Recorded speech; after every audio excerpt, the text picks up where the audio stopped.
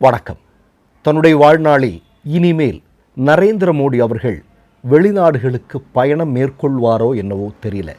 என்ன தெரியுமா, மோடியால் ஏற்கனவே இந்தியாவினுடைய மானம் போய்கொண்டிருக்கிறது. இப்போது உலகத்தில் இருக்கக்கூடிய பெரும்பாலான ஊடகங்கள் போட்டி போட்டு எழுத ஆரம்பித்திருக்கிறார்கள். ஏன் நரேந்திர மோடி பத்திரிகையாளர்களை பார்த்து பயப்படுகிறார், பத்திரிகையாளர்களை பார்த்து ஓடுகிறார், பத்திரிகையாளர்களை பார்த்ததும் மறைந்து கொள்கிறார் இப்படின்னு உலக ஊடகங்கள் இன்றைய தினம் எழுத ஆரம்பித்திருக்கிறது. இது ஏற்கனவே இந்தியாவில் நம்ம எல்லாம் பேசிட்டு இருக்கக்கூடிய விஷயம்தான். உங்களுக்கு நல்லா தெரியும், கடந்த 12 வருடங்களாக இந்தியாவினுடைய பிரதமராக இருக்கக்கூடிய நபர் நரேந்திர மோடி எத்தனை முறை பத்திரிகையாளர்களை சந்தித்திருக்கிறார் என்றால் சின்ன குழந்தை கூட சொல்லும், முட்டை, பூஜ்ஜியம் அப்படின்னு சொல்லும். இப்போ நம்ம பேச வேண்டியது என்ன தெரியுமா, இப்போ நம்முடைய பிரதமர் நரேந்திர மோடி அவர்கள் கடந்த 6ஆம் தேதி பல்வேறு உலக நாடுகளுக்கு பயணம் மேற்கொண்டிருந்தார். இப்போ நியூசிலாந்து, ஆஸ்திரேலியா இந்த மாதிரியான இடங்களுக்கெல்லாம் அவர் போயிருந்தார். அவர் போயிட்டு இங்கே இந்தியாவிற்கு திரும்பி இருக்கிறார். அப்போ வழக்கம் போல் ஆர்எஸ்எஸ் அடிமை ஊடகங்கள் என்ன, அவர் அதை சாதித்தார் இதை சாதித்தார் அப்படின்னு. ஆனால் அங்கெல்லாம் அவர் எதிர்கொண்ட ஒரு மிக முக்கியமான விஷயம் இருக்கிறது. ஒவ்வொரு நாட்டினுடைய பிரதிநிதிகளும் இன்றைக்கு கேட்க ஆரம்பித்திருக்கிறார்கள், ஏன் பிரதமர் மோடி பத்திரிகையாளர்களை கண்டு இந்த அளவிற்கு பயப்படுகிறார், ஏன் அச்சமுறுகிறார், ஏன் ஓடுகிறார் என்பதுதான். இப்போ உங்களுக்கு ஒரு செய்தியை சொல்கிறேன். நம்முடைய நரேந்திர மோடி அவர்கள் கடந்த 12 வருடங்களாக பல நாடுகளுக்கு போகிறார். சுற்றுலா செல்வது என்றால் அவருக்கு ரொம்ப பிடிக்கும். அது எப்படி, அவருடைய சொந்த பணத்தில் இல்லை, நம்முடைய வரி பணத்தில் அவர் டூர் போயிட்டு இருக்கிறார். சரி, அவர் போகட்டும். ஆனால் ஒன்று என்ன தெரியுமா, உலகத்தினுடைய எந்த நாட்டினுடைய பிரதமர் பொறுப்பில் இருப்பவர்களும் இந்த மாதிரி மற்ற நாடுகளுக்கு பயணம் மேற்கொள்கிறார் என்றால் அந்த பயணங்களால் தங்களுடைய நாட்டுக்கு என்ன லாபம் வந்தது, நீங்கள் என்ன பேசினீர்கள், இத்தனை வருட வளர்ச்சியில் உங்களுடைய இந்த பயணத்தால் என்னென்ன கிடைத்திருக்கிறது நன்மைகள், இதை பற்றி பாராளுமன்றத்தில் ஒரு பிரதமர் பேசியாக வேண்டும்.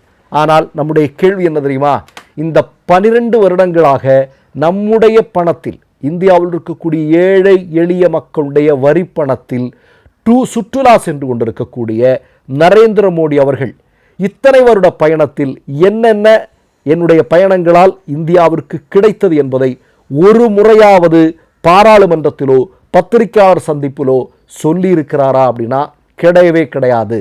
ஏன் அவர் சொல்ல? இன்னொரு மிக முக்கியமான செய்தி, இந்தியாவினுடைய இதுவரையிலும் இருந்த நரேந்திர மோடியை தவிர்த்து மற்ற பிரதமர்கள் எல்லாம் வெளிநாடுகளுக்கு செல்கிறார்கள் என்றால் அவர்களோடு ஒரு செய்தியாளர்களையும் கூட அழைத்து செல்வது என்பது வழக்கம். ஆனால் 12 வருடங்களாக மோடி அதை செய்யவில்லை. ஏன்?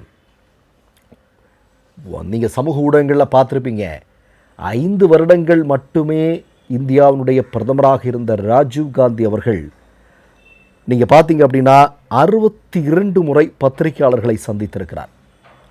நீங்கள் வாஜ்பாய்ங்க, பாரதிய ஜனதா கட்சியினுடைய பிரதமர் வேட்பாளராக இருந்த வாஜ்பாய் 55 முறை பத்திரிகையாளர்களை சந்தித்திருக்கிறார். இந்தியாவிலே அதிகமான முறை பத்திரிகையாளர்களை சந்தித்தவர் என்ற பெருமைக்குரியவர் மன்மோகன் சிங் அவர்கள். அவர்கள் 10 வருடத்தில் ஏறத்தாழ 144 முறை பத்திரிகையாளர்களை சந்தித்திருக்கிறார். அதன் பிறகு ஜவஹர்லால் நேரு 75 முறை அவர் பத்திரிகையாளர்களை சந்தித்திருக்கிறார். இந்த வரிசையில் தற்போது இந்தியாவிலேயே தேர்ந்தெடுக்கப்பட்ட பிரதமராக ஒருவர் அதிக நாள் ஆட்சியில் இருந்தார் அப்படின்னா அது நரேந்திர மோடி தான் என்று சொல்கிறார். அதற்கு உங்களுக்கு உரிமை இருக்கிறது, நீங்கள் சொல்லுங்கள், தப்பு இல்லை. ஆனால் இவ்வளவு அதிக காலம் இருந்தவர் என்று நீங்கள் தம்பட்டம் அடிக்கும் போது உங்களிடம் இந்திய மக்கள் கேட்கிறார்கள், நீங்கள் ஏன் இந்த 12 வருடங்களில் ஒரு முறை கூட பத்திரிகையாளர்களை சந்திக்கவில்லை? இதற்கு என்ன காரணமாக இருக்க முடியும்? உங்களுக்கு 2002 இனப்படுகொலை, குஜராத் இனப்படுகொலை பிரதமர் மோடியினுடைய ஆட்சியில் தான் இது நடக்குது. இப்போது உலக ஊடகங்கள் எல்லாம் போட்டி போட்டுக்கொண்டு ஹிட்லரோடு ஒப்பிட்டு மோடியை பேசினார்கள். மோடி எந்த மாதிரியான ஆள் அப்படிங்கிறத உலகத்திற்கு தெரியப்படுத்தினார்கள். அதன் பிறகு நீங்கள் பார்த்தீங்கன்னா அமெரிக்கா மோடிக்கு தடை விதித்தது. இப்போது நீங்கள் பார்த்தீங்க அப்படின்னா சில வருடங்களுக்கு பிறகு இந்தியாவுடைய பிரதமர் பொறுப்பிற்கு வருகிறார். அப்படி தன்னை மிகப்பெரிய ஒரு ஒரு ஒரு ஹிட்லருடன் ஒப்பிட்ட இந்தியாவினுடைய ஊடகங்கள் எல்லாவற்றையும் அடிமையாக்கினார். அமெரிக்கா விசா தடை விதித்தது. அந்த நாட்டினுடைய அதிபராக இருக்கக்கூடிய ட்ரம்பை குஜராத்திலேயே அழைத்து கொண்டு வந்து மை டியர் ஃப்ரெண்டுன்னு சொல்ல வச்சார். இதெல்லாம் பிரதமர் மோடி செஞ்சார். அந்த காலகட்டத்திலிருந்து இந்து வரையிலும் பத்திரிகையாளர்களை அவர் சந்திக்கவே இல்லை.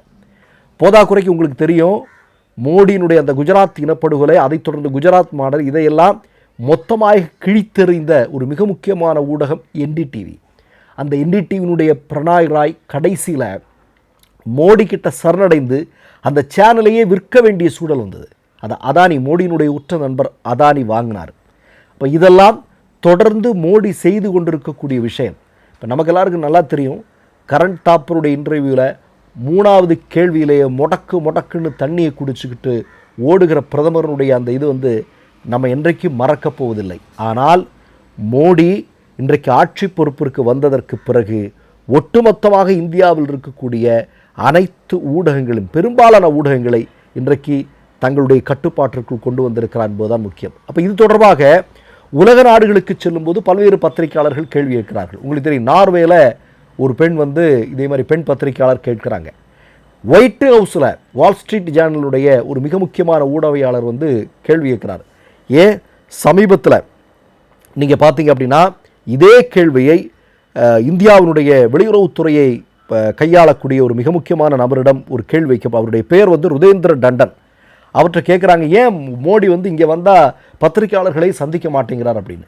அதற்கு அவர் சொன்ன பதில் என்னென்னா, அவர் மக்களுக்கும் எனக்கும் இடையில் இடைத்தரகர்களை நான் விரும்பவில்லை. எனக்கு கிராமப்புற ஏழை எளிய மக்களிடம் பேசுவதைத்தான் நான் விரும்புகிறேன். எனக்கு இதுக்கு இடையில் ஒரு புரோக்கர் தேவையில்லை அப்படின்னு பிரதமர் மோடி விரும்புகிறார் அப்படின்னு சொல்கிறார். எவ்வளவு நமக்கு சிரிப்பு தானே வரும் இதெல்லாம் கேட்கும்போது. இப்போ மன் கி பாத்தில் பேசுகிறீங்க, தேர்தல் வருது, வருஷத்துக்கு ஒரு 3 தேர்தல் 4 தேர்தல் ஒரு மாநிலத்திற்கு வந்துட்டுருக்கு, அதில் போய் பேசுகிறீங்க. அது மாதிரி தொலைக்காட்சிகளில் பேசுகிறீங்க, இதெல்லாம் பேசுகிறீங்க. ஆனால் மக்களுக்கு கேட்க வேண்டிய கேள்விகள் என்று உங்களிடம் இருக்கும் அல்லவா? அதுவும் கடந்த காலங்களில் எந்த காலத்திலும் இந்தியாவில் இல்லாத அளவிற்கு மிகப்பெரிய மோசமான ஒரு ஆட்சி நடந்தது. ராமர் கோயில் கொள்ளையடிக்கப்பட்டிருக்கு, இது தொடர்பாக மக்களுக்கு கேள்வி கேட்க வேண்டும் இல்லையா? ஆனால் அதை பற்றி அந்த கேள்விகளை கேட்டு அதற்கு பதிலளிக்கக்கூடிய துணிச்சல் மோடிக்கு இல்லை. ஏன்னா அவருக்கு தெரியும் அவருடைய ஆட்சி எப்படிப்பட்டது என்று. அம்பலமாகி விடுவார் என்கிற பயம் அவருக்கு இருக்கிறது.